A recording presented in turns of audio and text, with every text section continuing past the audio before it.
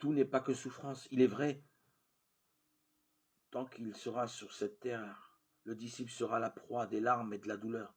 Mais dans la douleur, Jésus soulage le cœur. Il y a un incident dans la vie de Jésus qui nous enseigne une leçon là-dessus.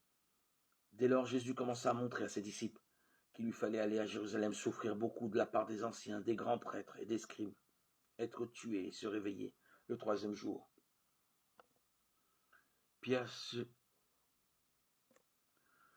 le prit à part et se mit à le rabrouer en disant « Dieu t'en préserve, Seigneur, cela ne t'arrivera jamais. » Mais lui se retourna et dit à Pierre « Va-t'en derrière moi, Satan. Tu es pour moi une cause de chute, car tu ne penses pas comme Dieu, mais comme les humains. » Alors Jésus dit à ses disciples « Si quelqu'un veut venir à ma suite, qu'il se renie lui-même, qu'il se charge de sa croix et qu'il me suive.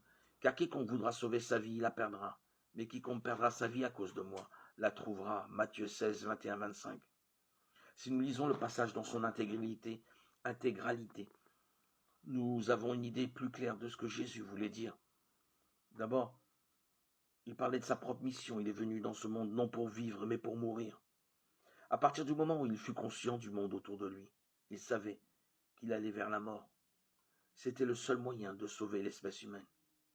Il faut croire que Pierre n'avait pas compris cela, et le maître réprimanda son incapacité à comprendre les choses divines.